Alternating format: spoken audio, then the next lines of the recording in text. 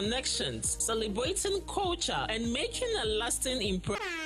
Hello Ghana, hello worldwide, I'm with the level band. Now listen, every Tuesday and Friday, beyond the time it's going to carry bro. Our Ghana Talks Radio, 7 p.m. sharp. Now Tuesday, we're gonna talk about our culture, our history. Martin Ding said about Sam. No, on the Friday, you bars on bars. You better rap, you better say no artists go join me in the studio. We're gonna discuss about music and business. Konya, or you singer, and now you rapper, you think say you get bars. You go fi spit fire now. Listen, make you join me with studios.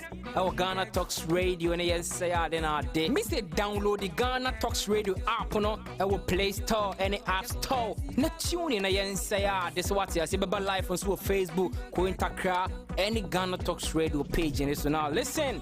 I bet you fire 1 year, Konya, Wading, Jajan.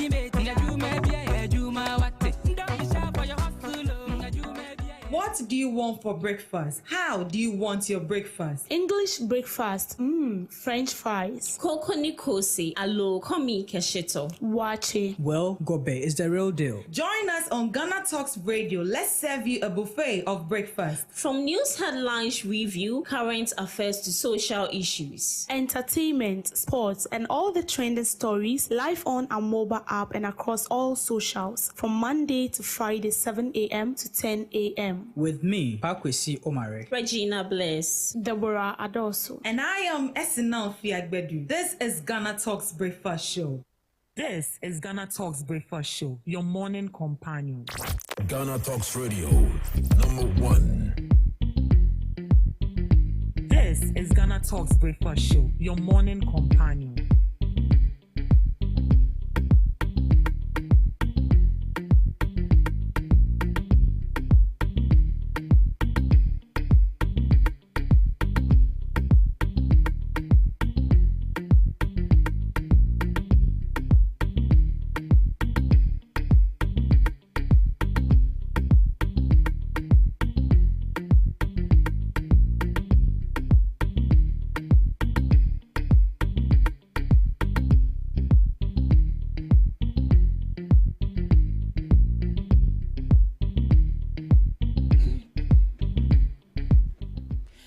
It's a beautiful Friday morning, and you are welcome to the Ghana Talks Breakfast Show right here on Ghana Talks Radio.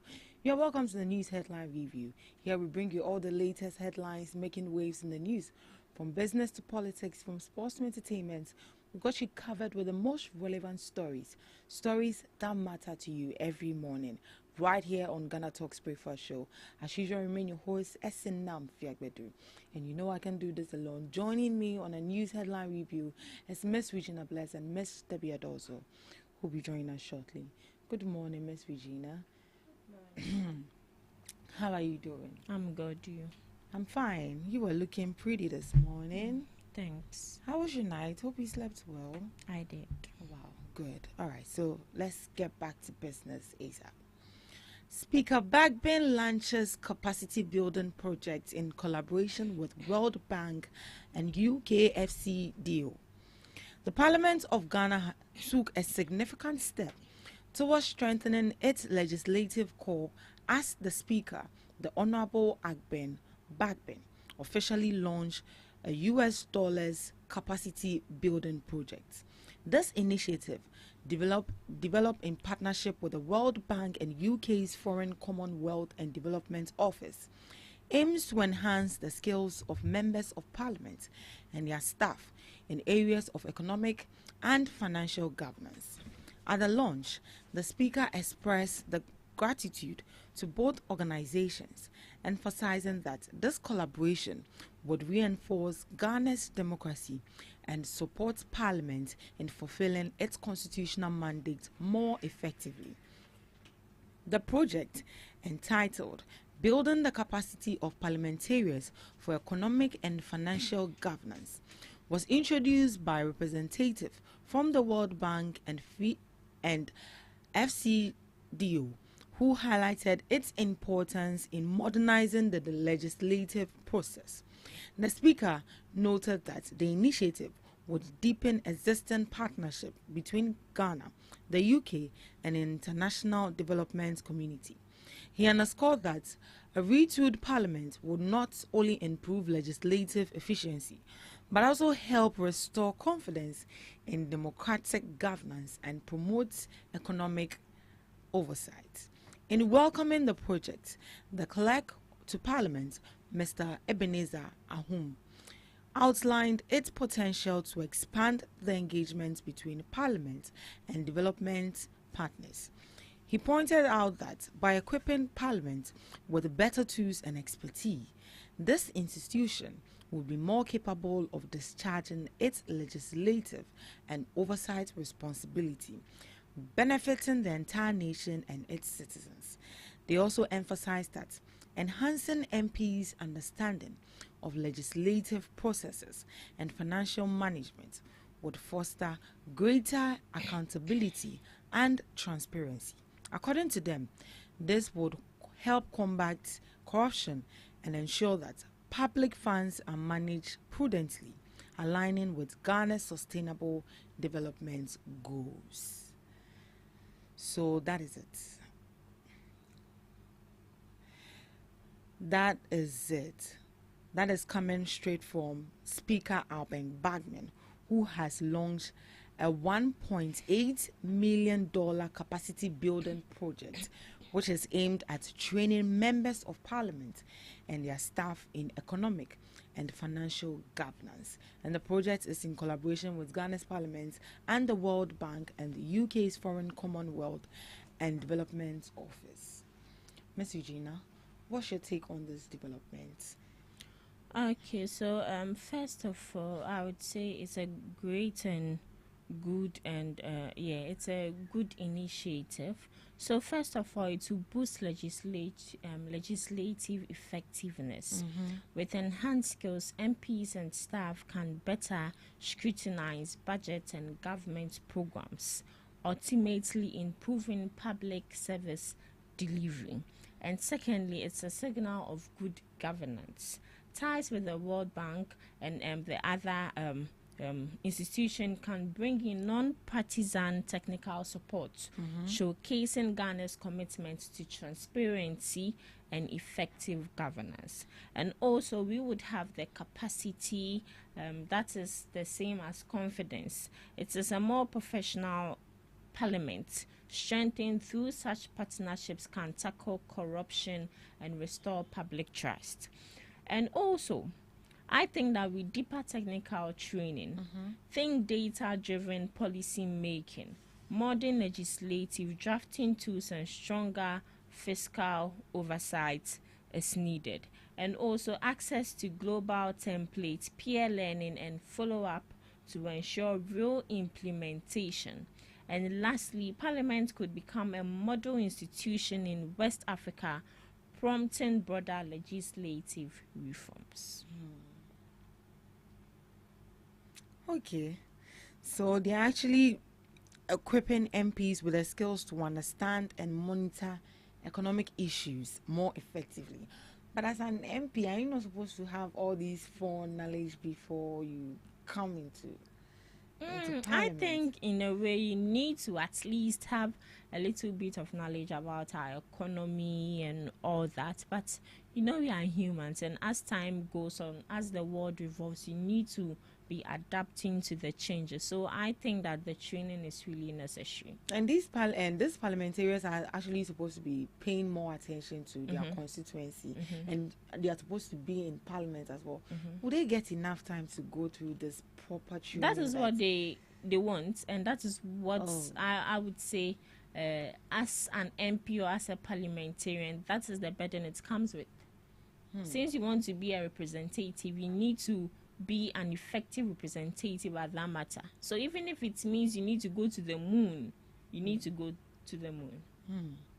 It's a very good initiative. Yeah, and I feel in as much as it would be a great tool for Ghana and also to our constituencies, it's also a great tool for them also. Yeah, for them. Because you are equipping yourself, you are educating yourself and all that. So it's very good. It's very good. And looking at the money that is involved in it, 1.6 million dollars. Okay, said the World Bank and the UK, they are the ones settling it. Yeah, it's so, actually in collaboration with us. So we don't have a problem. It's not our money. Yes. But your home maybe How? if that money has been assigned for this particular building and then you don't see to it, you'll be questioned. Building. Yeah. So it's a $1.6 million capacity building project that is aimed at training members of parliament. And this project is a collaboration with Ghana's parliament. So definitely it's in collaboration. So it's in two folds. You see, even if they are the ones going to build it and then they didn't do it, they still have to question. I don't know if you get me. As long as your name has been put up here in this article that you're also in collaboration with these people. Yeah. If things don't go down well, you also be questioned. It's a good initiative, but looking at the attitude and the mentality of those people, even the last time when was it? I don't know if it's Speaker Bagbin who organized the workshop for them. Most of them didn't go, especially the Afenyo Markings people. They didn't go. So you see, once you're a leader and you've been elected as a leader to be on top of us, that doesn't mean that you should exhibit, should I say, is it like a bicycle attitude? You need to be professional in your dealings, and you being up there shouldn't have anything to do with sentiment or whatsoever. When we were electing you, we didn't elect you based on sentiment. We elected you based on your competency. So when I saw that the minister or our speaker has organized a workshop for these people, for you to be, should I say, professional, equipped and all that, and you choose not to go, first of all, that is a disrespect to the people who even elected you. So this is not a time for them to do that. They should go and learn. Because what they are sitting there in parliament doing there, it's an eyesore. It's tricking our eyes. So they should be educated parliamentarians. Sometimes if you listen to an MP speaking English, oh God, English. I don't even want to remember. In as much as it's not our local language, but that is what, aside our own dialect, English is our second language. So MPs become brofo or parliament. Yeah, girl. Miss Debbie, what's your take on the collaboration between Ghana's parliament and the World Bank to, build a project, like a building capacity project to equip our MPs and then parliamentarians? What do you make of it? I want to understand it better. So Speaker Alban Bagbin has launched a $1.6 million capacity building project that is aimed at training members of parliament and their staff in economic and financial governance. Yeah, it's necessary, because you be an MP doesn't mean it ends there, or you be an MP doesn't mean that you don't learn again. You're supposed to learn. You're supposed to broaden upon what you learn, because most of our MPs are representing the country in other African country groups. We have some association, not only Ghana, that includes other Africans, and then most of our members of parliament are representing the country. I can't remember a summit where include Nigeria, other African countries, and Speaker of Parliament, I think he was the chair, and he was teaching them on governance. So it's not because you're a member of parliament, it doesn't end there. You are supposed to, broaden your scope of knowledge about certain things. So with the Speaker of Parliament, collaborating with the bank, right? Yeah, the World Bank. The World Bank, to broaden their scope of knowledge on governance is necessary. Because sometimes you see our members of parliament acting weird, and then you ask yourself, are these people leaders voted for to represent us? You ask yourself a lot of questions. So I think most of them do not understand their role as a member of parliament. Most of them see it to be, since I'm elected, I go to parliament, and then where a question is brought up, I express my idea on it, and that ends it. No, your way of doing things, the way you speak, the way you react to issues, even the way you react to the people in your constituent also counts. So they are supposed to learn more, because a member, a correct member of parliament will not go into parliament and be fighting and be shifting chairs and be shifting tables, scattering things that is meant for the state. No.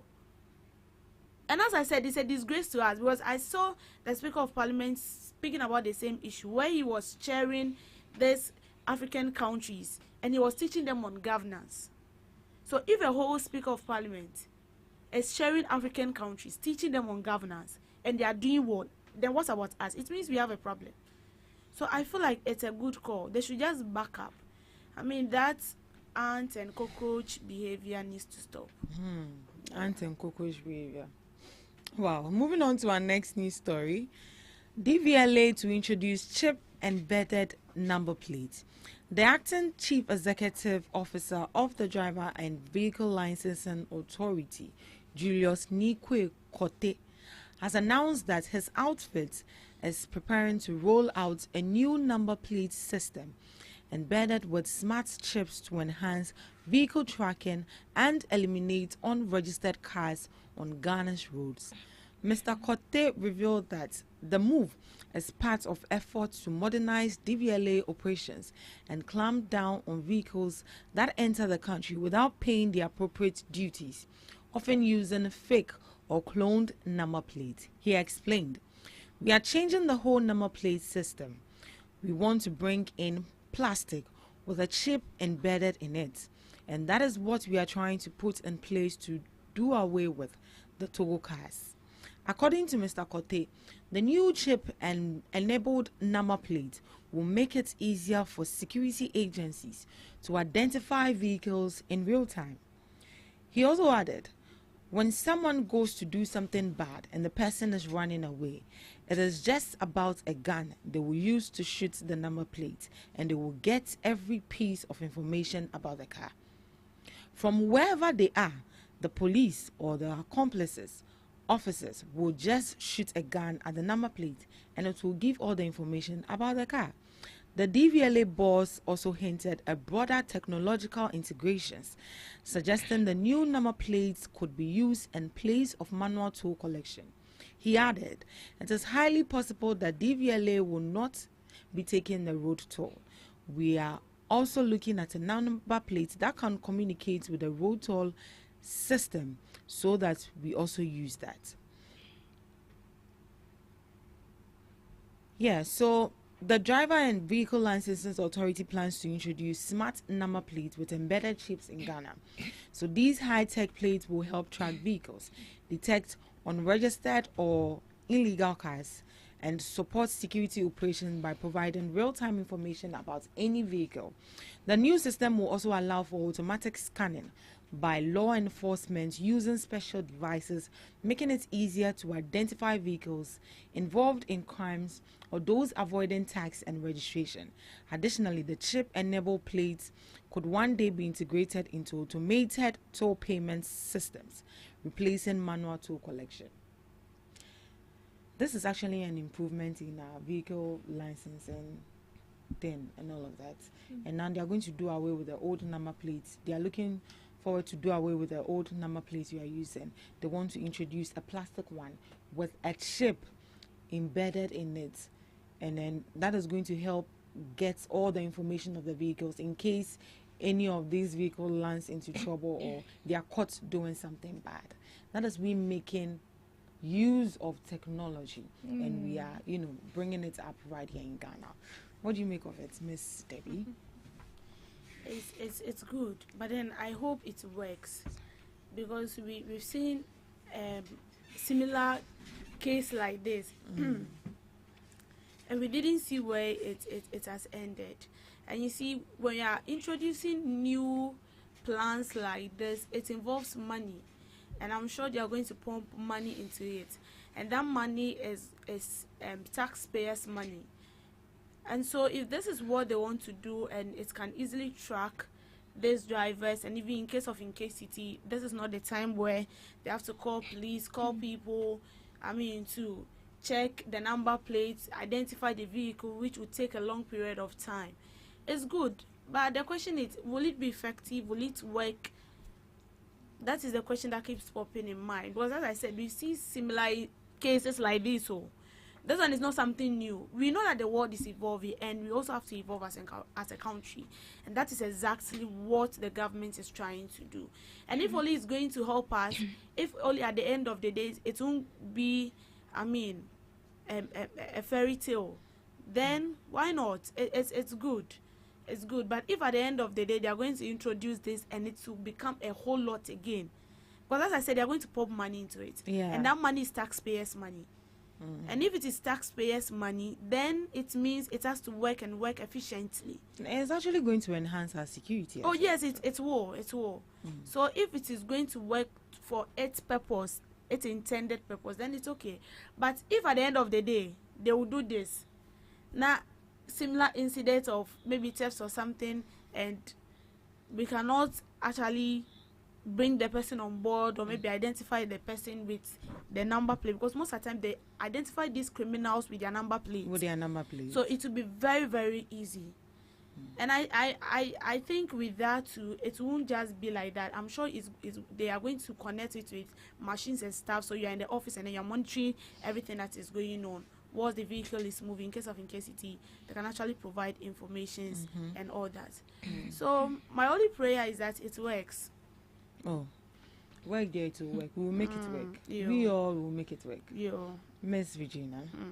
Yeah. Plastic embedded chip number plates. Yeah, I would say in everything it has its disadvantages and advantages. And when we look at the advantages of this plastic number plate embedded with a chip, I feel that first off it would track down on people who are not registered, or who have not registered their their cars. And also it will, as they said, clamp down on smuggling, and also it will reduce fraud. Fraud. Because these people, because he or she doesn't want to go through the stress and hassle of going to the DVLA back and forth and all that, they just go to the roadside, just get just a number plate, not that telling a car, then he or she is good to go. And for this you can't even clone it, because even with phones, we have clone phones, especially when it comes to iPhones. We have the original iPhones and we have the clone iPhones. So this is not a case where you would be able to do a counterfeit of that number plate and just with the better level car. And also, when we talk about the unregistered vehicles, I would say that most of accidents that mostly happens, or hit and run, is in regards to this unregistered vehicles. Yeah. Because or the ball or a passerby or an eyewitness can get a picture or can just memorize a number plate. But if there's no number plate, what do they do? There's nothing they can do. So that is a good side, and I feel it's best. But when we look at the disadvantages of it, first of all, the privacy of these drivers are at stake, because mind you, we are in the digital world and anyone can track down your vehicle at any time. First off, that is your privacy. They are should I say intruding. Baby So what if there are bad people or there are bad nuts in that sector? No person will do bunny. Ebiana, it can even should I say increase should I say maybe armed robbery or something like that. Because of track you are now about can't trust anyone. So I feel that they should also really look into that, because we being in the digital world, everyone, especially people in the IT departments, they are very smart. They can just enter into any system. So they should make sure that their digital system or their number plates thing they are bringing should be very effective, and it should have a well organized. Well, it's a good initiative, but we need to look at the pros and the cons as well and see which one outweighs the other, in as much as it's going to help with the law enforcement on our roads and get hold of those that are refusing to pay their taxes and those that are not willing to register their cars. And also cars that are even smuggled into the country. This is some are from Canada and some are from Togo. You get to fish all of them out.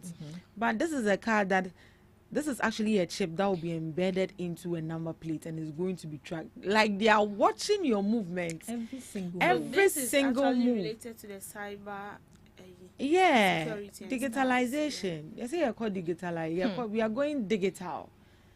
But and with this one, someone can sell your data at any time. Exactly. Just as the way that we have these network providers, you don't even know how people They get our You be there and then numbers. Bamia will send you a message. How did they get your phone number? You see, even with that, I think they need to even ask us first. Yeah. Because to me na hota message ye edu se obeto aba na ba omiane mahamane na na do mo be message ye empesa. Yeah, all these things. You are intruding our privacy. Intruding into people's privacy, which I think is very worrisome. It's a good initiative though, but we should look at the advantages and then the disadvantages and see which one will best work for us. But proper implementation is also going to help this project come to a successful end. Right, moving on. Government secure 5 million euros Italian grant to boost TVET. The government of Ghana has secured a 5 million euro grant from the Italian government to strengthen technical and vocational education training in the country. This was announced by the Minister for Education, Haruna Idrisu, during the inauguration of the governing board of the Commission for Technical and Vocational Education and Training in Ghana. I'm pleased to announce that the Italian government is supporting technical and vocational education in Ghana with a 5 million euro grant. The minister stated, "If I am to recommend beneficiary in institutions, you will certainly be among them." He emphasized that the funding will play a critical role in equipping more young people with employable skills, fostering entrepreneurship and easing the pressure on the already overburdened public sector. He said, "We need to begin producing entrepreneurs who can create their own jobs rather than rely solely on public sector employment. That's why today's inauguration is so significant." In his remarks, Chairman Sebastian Fred Deg pledged the board's commitment to enhancing technical and vocational education in Ghana, stating that the team will work diligently to champion the sector and ensure its transformative impact on national development.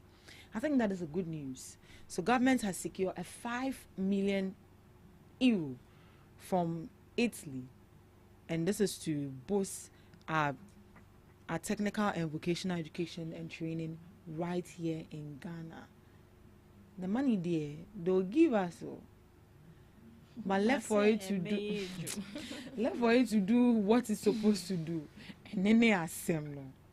So that is it. And this is actually to, help equip our youth and young people not to get into business, entrepreneurship, to be their own bosses and their own CEOs, not for them to rely solely on the government sector to be giving them jobs.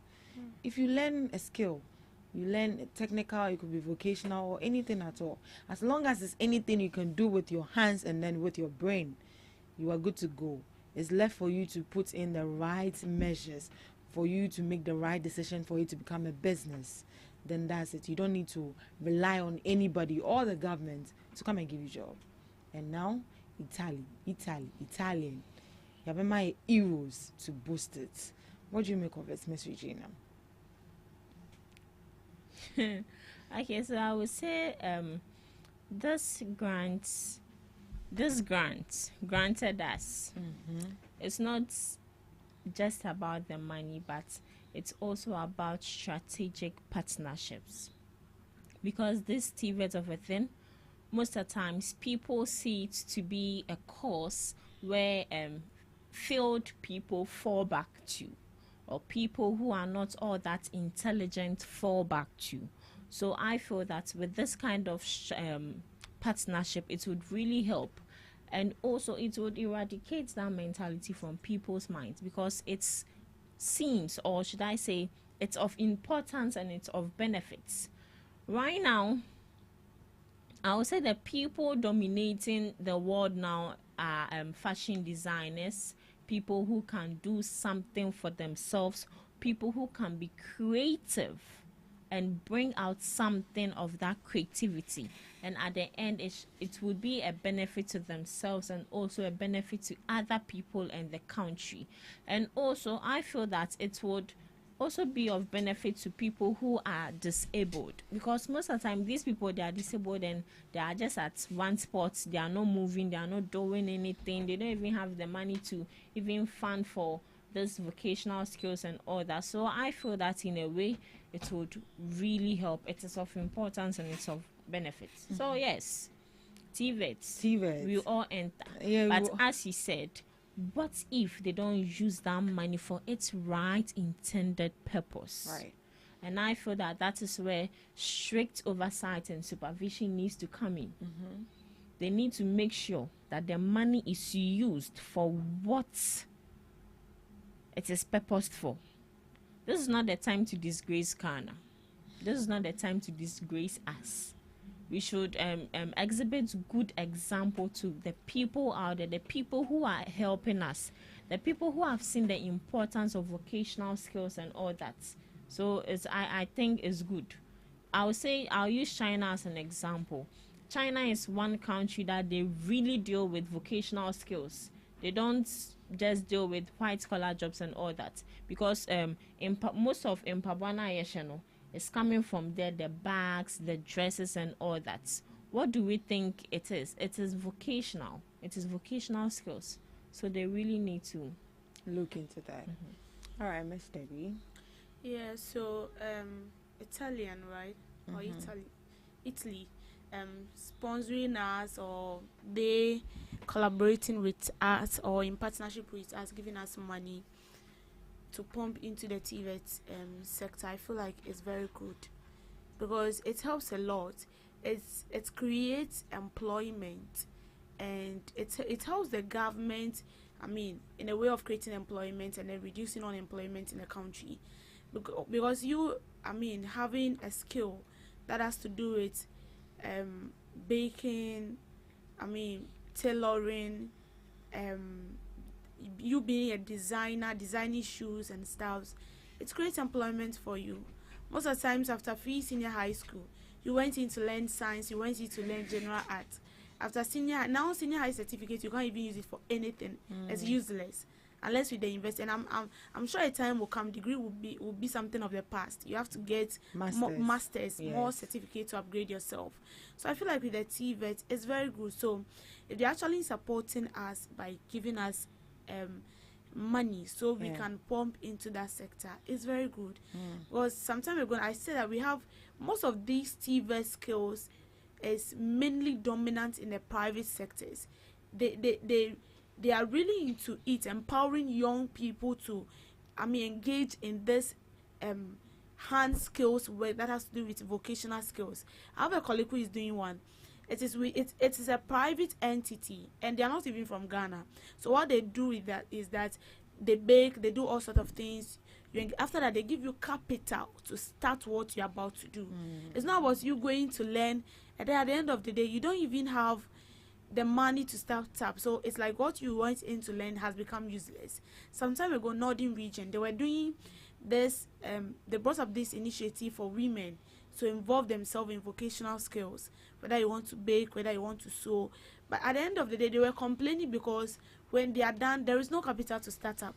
The government has done his best by teaching them everything, but how do they start? So I feel like this money should be used into that. We already have the vocational, institutions around. We have people who are doing it. So the best thing is, government, what am I to do? Keep this money. After they are done, we disperse the money to them. If you are going to give them 50% of the money, or maybe 10% each of the money, or 1% each of the money, after you are done, you start up a business. And with this private entity I'm talking about, every month they come in to check the money we've given to you, have you actually used it for intended purposes? And how they could do. So they are checking up. Okay, how is the progress so far? Are you making any progress? Are you gaining something from what you've learned? And then at the end of the day, they even pick you as an ambassador for their destiny. What's the name? The brand. And then sometimes you even become a teacher. They employ you. You teach other people. You are being paid aside you having acquiring a skill, and they're getting money from behind the scene. So I feel like this money should be channeled into those aspects. For the institutions, they're already there. We have people who are doing it, but after that, the capital they'll use to start is also another issue. And I think there should be a more education on vocational skills. They should let people, especially the young ones coming up, acquiring a skill doesn't mean say wabon. Right. It doesn't mean you are not intelligent. I think we need to change. We should tell them the reality on the ground. You have to tell them the reality on the ground. Or if you go to school, you become a nurse, a doctor. We have nurses staying at home for 7 years and they are not employed, and they have become a liability to their family. So the best thing is to tell them the truth. Acquire a skill. Acquiring a skill doesn't mean wabon. Home economists, they'll tell you that you're not intelligent, but it's not that. They're making it now because they have everything it takes. Right. So that money, and so right now that the Italian government has come up to, give Ghana this amount of money to boost the TVET institution, what are your expectations? What are you looking out for? Is it that they should employ more trainees, they should build more infrastructure, or what? Ms. Regina? All right, so yes, more infrastructure. It should be a learning space where the infrastructures are up to date, because now we have more money. Yes, now we are rich. So now we are rich, so they need to build a learning space or a workspace where the infrastructures are up to date. And also, it shouldn't only be about the theory aspects, in as much as we know that TVET is all about practicals, but you need to at least garner knowledge on the theoretical aspect of it a bit, yes, before you move into the practical aspect. So now that the practical aspect comes in, that is where our infrastructure also needs to come in. So let's take, for example, should I say sewing or fashion designing? And you just teach these people, you just use brown paper, thread and needle, scissors to just show these people the basic of it, but you don't have what it takes. That is the big machines, the sewing machines, the electrical machines, the manual machines, and all that. You need to have it to make sure that these people practice on it and try their hands on it. It shouldn't be like our ICT sectors where they just draw and label a part of a mouse, draw and label the part of what is it called, a computer or something, whilst these people don't really know anything or any knowledge or any practical aspect of it. So the one thing they really need to touch on is the up-to-date infrastructure. Right. Miss Debbie? I feel like it includes everything, both infrastructure, both providing them with the needed equipment that they'll use in their practicals, the people, and mind you, if it is infrastructure, then you have to get personnel that will teach these people. You are supposed to pay them as well. So all this counts. I remember during the previous administration, with home economics, first you have to buy the items that you will use. But when President Akufo-Addo came in, he bought the things already. Like, he bought everything. So when you're coming to do your home economics or your fashion, you don't need to buy anything. You just do the practical. Then after that, maybe when you get home and you want to buy something on your own, you do it. So I feel like they have to buy that as well. For the personnel that will teach these people, you pay them definitely. So it all counts. The infrastructure and the people. You see, sometimes the opportunity is there, but most of us do not have that kind of willingness or the passion to go and study. So it can also be, you can create all this and it's still lacking people who will learn. That is why I'm saying that the most important thing we should pay attention to is creating our awareness. You catch them whilst they are young. You tell them that this is the reality on ground. Right.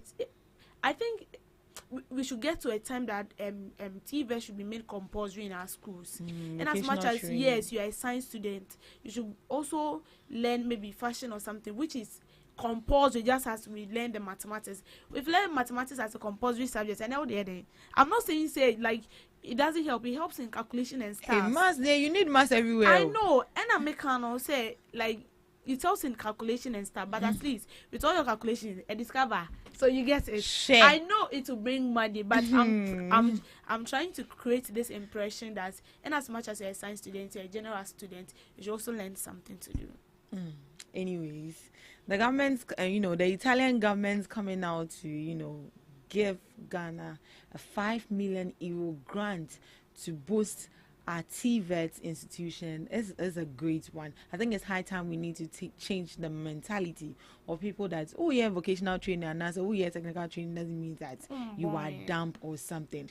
That is you trying to find something to do on your own, to be independent on your own, not for you to rely on other sources for any kind of money. Assuming lockdown, there was lockdown, all institutions were closed. Assuming you were a tailor, won't you be in your house and be sewing for people and be getting your own money? Yes. So in as much as the degrees and the diplomas and the masters are equally important, it's actually a plus if you have vocational training and technical training as well. So them boosting it is a good thing. If you find any institution that is situated in your community, please take advantage of it and learn a technical vocational skill. All right. This is where we draw the curtains for the news headline review. Up next, we have Debbie Ishko. Thank you for joining us.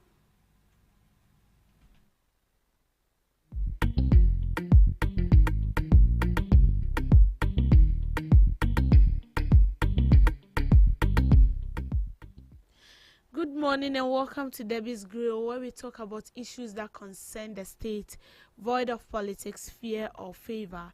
Government has revealed that $6 billion is needed to implement a comprehensive strategy to curb the recurring problem of flooding across the country.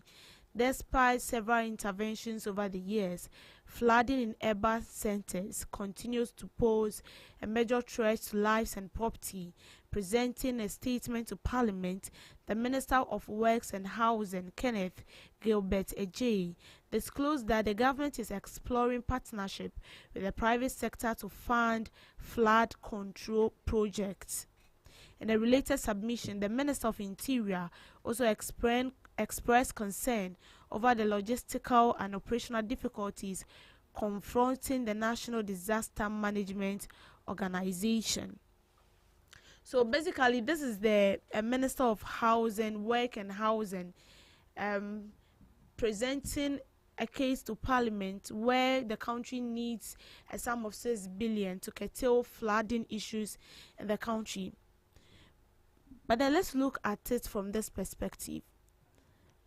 I think with the previous administration and all the administrations we've encountered in this country, they all allocated some budget, or they include, budget that has to cater for flooding issues in the country.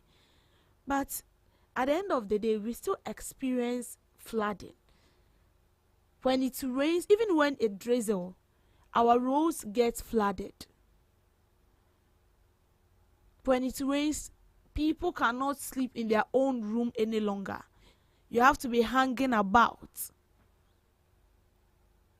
seeking for shelter, seeking for where to lay your head. And day in, day out, we keep collaborating with other private institutions. We keep partnering with other private institutions, other countries, to curb flooding in the country. But still, we experience flood issues. So does that mean that the money is not used for its intended purpose? Or the money is used for its intended purpose, but we, the citizens, are refusing to play our part? Because I wouldn't be surprised. Definitely we will get private sectors that would like to collaborate with the government. Not necessarily private sectors from the country, but across the country. Issues like this, it has to do with collaboration with other countries to help mitigate such issues. And as I said, day in, day out, we've experienced the same thing. We've had other private sectors from other countries, African countries, and even the Western world helping us, but still we experience it. Don't we think it's about time we sit down and ask ourselves certain questions? Because upon all this money, I think we should get to a stage where even when it's drizzle and we will experience flood, it shouldn't be so tensed. It shouldn't be to the extent that, lives are lost, properties are destroyed. Is there something we are not doing right that we are supposed to do? You see, I was very happy when the Greater Accra Regional Minister some time ago said they are demolishing, some houses or buildings that are built on unauthorized lands, authorized places that causes this flood. And I can't remember, the president some time ago also said that they are going to demolish a lot of properties, especially the Ramsar sites. And they started. But now I don't know how far they've gotten to. I don't know whether they've been able to demolish all those buildings. And I don't understand why, as a property owner, a land owner, you intentionally sell land to people, waterlogged areas, you sell it out to citizens, you sell it out to Ghanaians. And sometimes you, the one buying the land, you know perfectly well that you are not supposed to build on this area. You are not supposed to build on this site, but then you go ahead to do it. And then when the time is due for it to be demolished, that is when you see them calling on the government. We are in need of your support. Please come and help us. We spend a lot of money in building this, a lot of investment. And now our hard-earned tours has been drained within a single minute, within a twinkle of an eye. And so when it comes to flood, it's not only the government. We all has a role to play. The government has its role to play. We, the citizen, has the role to our own role to play. And the landowners also have their role to play as well. I think it's about time we start arresting these people. And this is why most Ghanaians say that we have the laws, but they are not working. We have laws governing procurement of lands. And you go through official procedures. But at the end of the day, you still find yourself wanting. Because some people want the shortcut. And because these people are not being arrested, they are not being prosecuted, the law doesn't work with them. It has boosted the confidence of some of these landowners to do worse.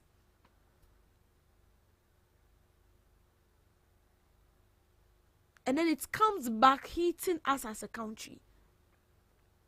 It is very sad that a whole constructed road, a whole road that has been constructed, it rains and then it gets flooded. And so you ask yourself, how was the road being constructed? Was it constructed with the money that